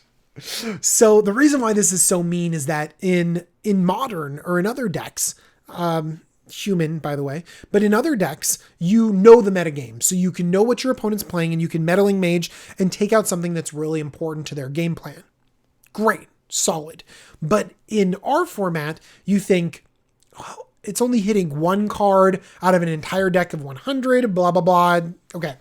But the fact that we can see commanders and literally shut them down is so mean. You're like, wait a second. Have you built your entire deck around your commander? Meddling Mage. Deal with this first, then you can finally play your commander. It just slows them down. And sometimes decks are so hyper-focused on their commander that they need to be punished a little bit. Honestly, they do. When you have a deck that isn't resilient and doesn't build in some quality cards all around it, then, that's fine. Just they have to be able to work through cards like Meddling Mage. Like I've seen Gitrog monster decks that are just like, nope, all lands all the time. And without Gitrog monster, their deck folds. And so, hey, if you're going to make a deck that's a glass cannon, that's fine. I'm going to get glass cannon to death a lot. But you also have to accept that I might just play Meddling Mage and then your glass cannon stops working. Okay. Another thing that I really like about meddling. Oh no, I'm not going to talk about that. There are some ways that you can see people's hands, like telepathy. And so Meddling Mage can be cool in that area as well. I use Meddling Mage in a different deck. My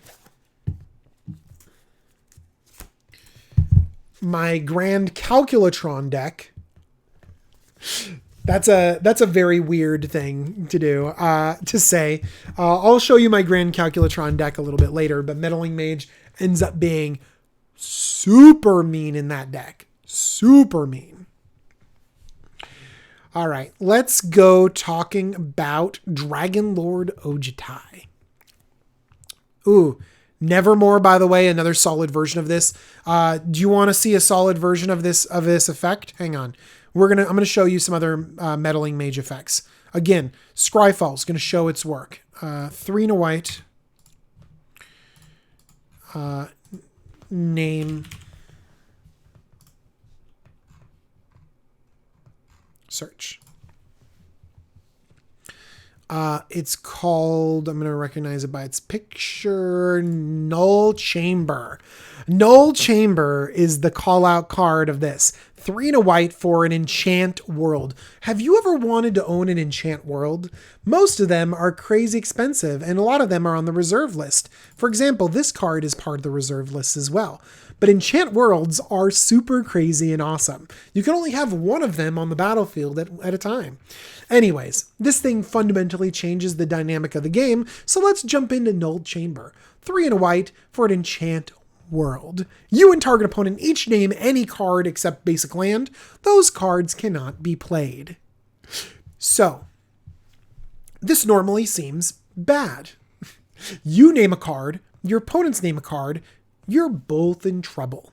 But in a multiplayer game, you can name a card and you can have an opponent that is politically on your side name a card, and they can both be against someone else. So you've shut down maybe 2 of your opponent's commanders with a single card, and all you need is a little bit of cooperation.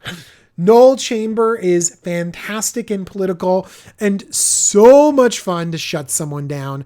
And by the way, a reserved list card for $1.14. An enchant world for $1.14. Right? Go out and buy this card. Like why not?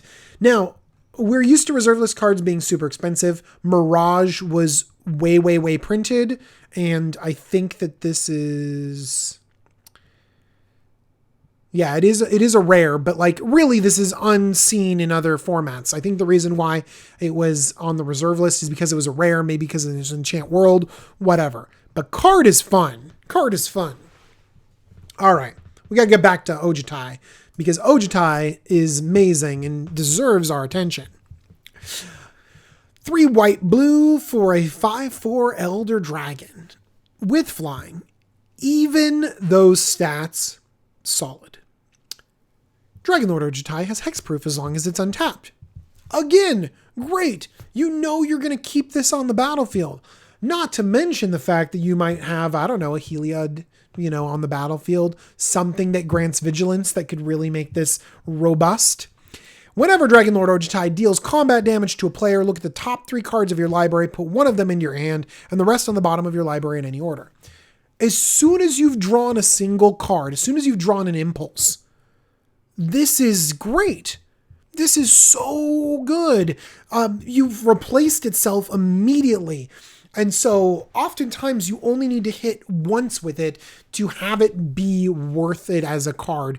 Like just as an amazing card.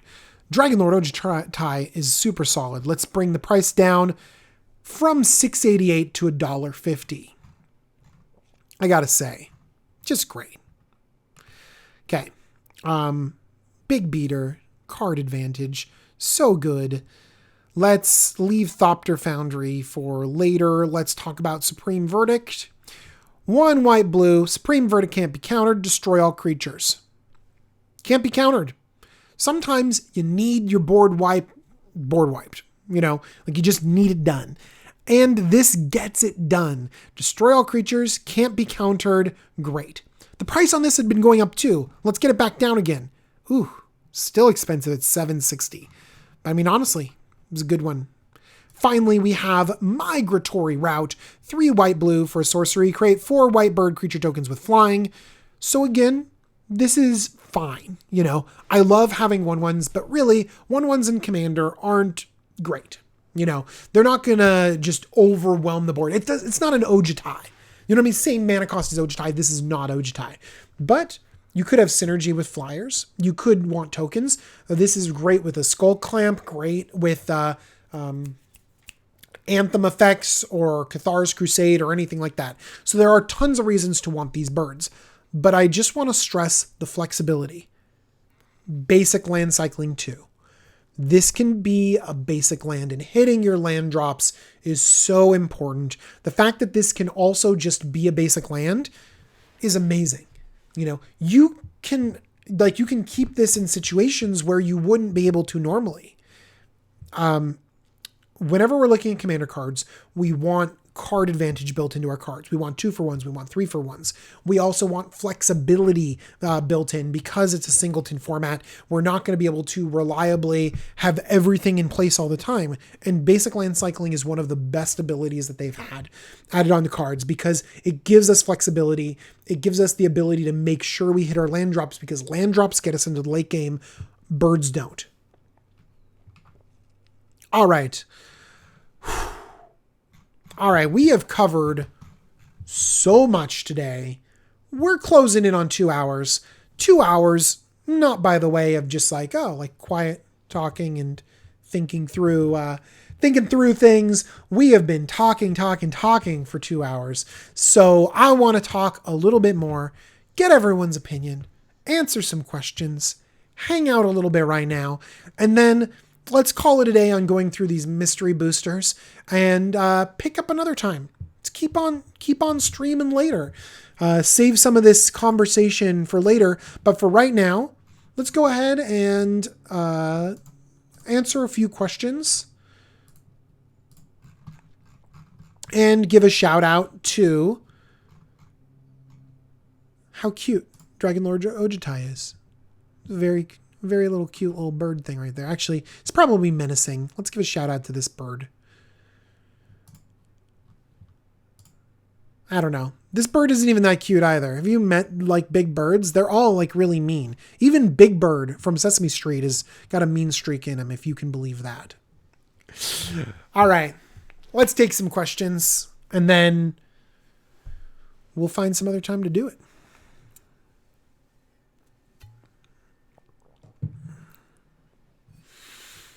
Ooh, Supreme Verdict is not a toxic deluge. You are absolutely right. But it's difficult to compare. Sometimes it's unfair to compare to some of the best versions of the card. So sometimes it's just hey, this is a fine version. We got to be acceptable with the fine version. Ojutai is a bird. Is Ojutai actually a bird dragon? No, Elder Dragon. Forgot. What would you say is a reasonable price for a box of mystery boosters? Oof. That's a tough question because ultimately the market decides, right? Because we don't have MSRP anymore. Sorry, I'll keep that out of my voice a little bit. That sounded like a little bit indignant there, but we don't have MSRP anymore. We don't have the ability to figure out how much these cards should cost. So, and also, it's very difficult to figure out the EV of this product. So if I were to go with, if I were to put the EV of a product,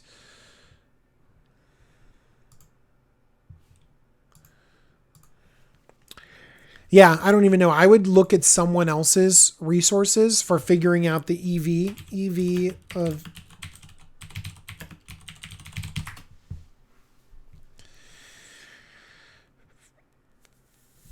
There's a post on Reddit. There's some videos.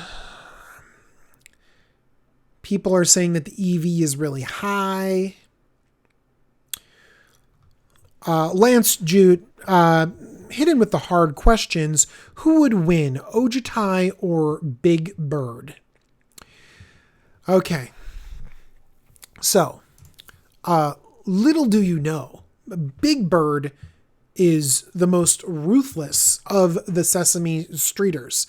One would think it'd be Oscar the Grouch because of his disposition, but it's not. Okay. Big Bird had to do something to get that big. And I think that Big Bird would just take out Ojutai, no problem. And that is definitely the winner of that. Gameground says 110 would be the price point that he would want in his LGS Bacillium for that. Do you know what? I would buy them at 110, and right now I haven't bought any at 150. I guess that's the point. Like if the market is deciding what the price point should be, and I'm not happy buying them at 150, even though the internet says that the EV of these packs are so good, then I mean that is what it is, right? Any good CDH tech ideas? I think that when you are going CDH, you basically need to lean on resources. Because here's the thing, if you are going to any tournament and you want to be competitive, if you're not looking at what the pros are doing, then I don't know if you're going to be competitive in that arena. Like if you're going to go to a GP, like do your research, find out what the great pros are playing and like figure out the metagame. The same thing goes for CDH, because if your design is to go in and win games, which it should, that should be your focus going into CDH, then go for the thing that wins the games. Flash Hulk, Flash is broken, go into it. I personally elves and cascade them into more elves and combo everyone else out with little elves. So that's my personal take on CDH in my version. But if you're going to be playing, play to win and go in there and play some Flash Hulk. And if I feel like they really, really love Commander, then I can just give them the deck. That's the good thing I like about budget decks, is just being able to be like, okay, I don't have crazy cards. Here you go. You now have a Commander deck. And it makes people go crazy excited. I don't like having a budget restriction from it, because if there's a cool card, I want to be able to play it, you know? And there are some cards out there that are very, very cool, but have a high price tag, and it kind of stinks, you know? For example, Shima the Imposter is not like a super duper broken card, but you know, it's $8. If it's a perfect fit in a deck, I want to put it in a deck. And so I'm much more building to a power level rather than building to... Let's see here. DJ, do you still have your Zansha deck? No, I've been trying to build I've been trying to build a Rakdos deck for a while, and I've had some trouble with it. I've switched it around to a lot of different stuff, and I still don't think I love my Rakdos deck.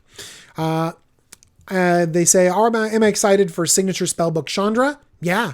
I think that Gideon's Signature Spellbook and the J Signature Spellbook was flavorful, had cool, very, very good art, and brought the prices of great cards down super low. Yes, I am super excited for them. Thank you for all the love that I've been receiving. So much love.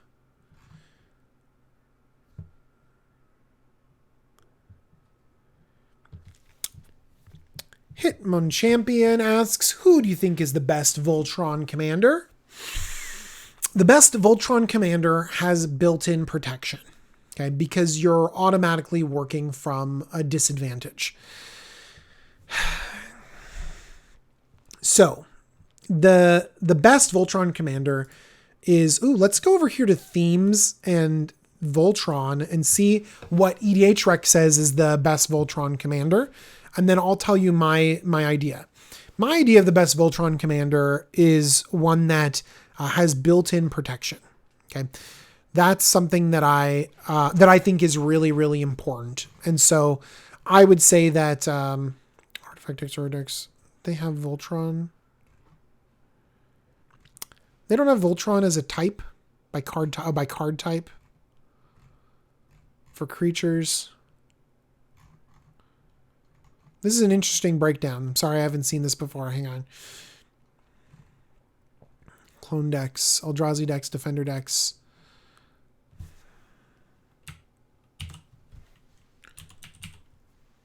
There we go. Let's see what EDH Rec says is the best Voltron commanders. Rakfik the Many, solid. Unfortunately, no protection, so not the one that I would go for.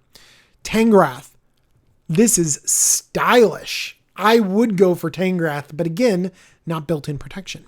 Zurgo Helmsmasher does have some built-in protection. Okay, I think that some of the best Voltron decks, honestly, would be something like Narset Enlightened Master, but people would be too freaked out that it's a Narset deck, and so they would go after you. Then, actually, I think it's way, way down the list. Wait a second, they don't have what I think would be one of the best Voltron commanders is whatchamacallit, the Angel that has Hexproof. Sigarda. I think that Sigarda is got to be a really, really good version. Flying Hexproof and spells or abilities your opponents control can't cause you to sacrifice permanents. Like, Sigarda seems like a really solid version of a Voltron deck. And so if you can't get on the battlefield early, yeah, Sigarda, Siggy for sure. Yeah, there we go. People are voting for Sigarda. Yeah, a lot of these other ones I think that might be good for style points, and I would personally play them, but I honestly think that you definitely need to attack from another angle. By the way, Valduk is an awesome version of this because it attacks from two different angles. It goes big and wide at the same time. So Valduk's a good version. Feather, I don't even know if that's considered a Voltron commander anyways.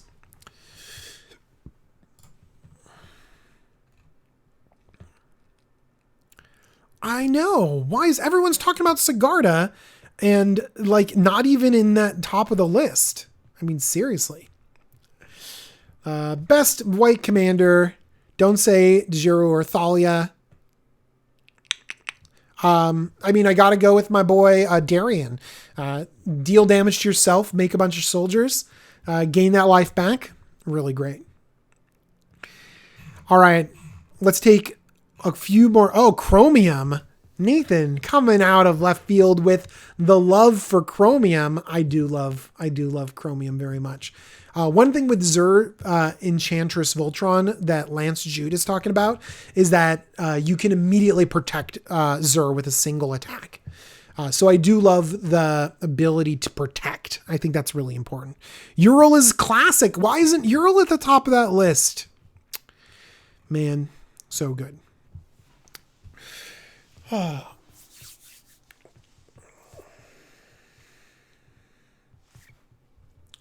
right. We have now hit the 2-hour mark. You might notice that my voice is not as buttery smooth as it started out with. So I'm going to go ahead and give it a break right now. Most importantly, I want to thank you all for watching. I have 415 people here just hanging out with me in the middle of a day on Monday. I was dropping frames all over the place.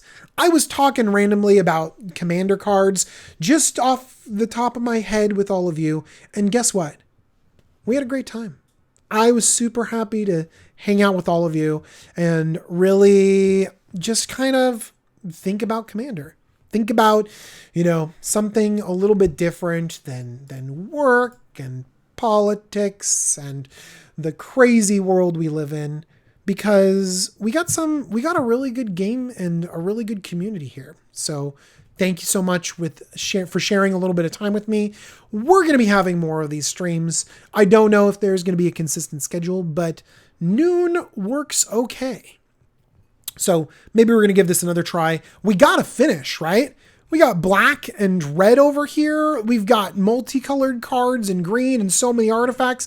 We have over 100 cards left to talk about in these mystery boosters. So we can't stop now. We just have to find another good time for us to hang out. All right, everyone. Thank you so much for watching this. And to all the YouTube people out there seeing the replay, thank you for joining me. I hope you are doing well. I hope that you all are happy and healthy and safe. And really have a wonderful, wonderful Wednesday. I hope to see you all really soon. Bye-bye.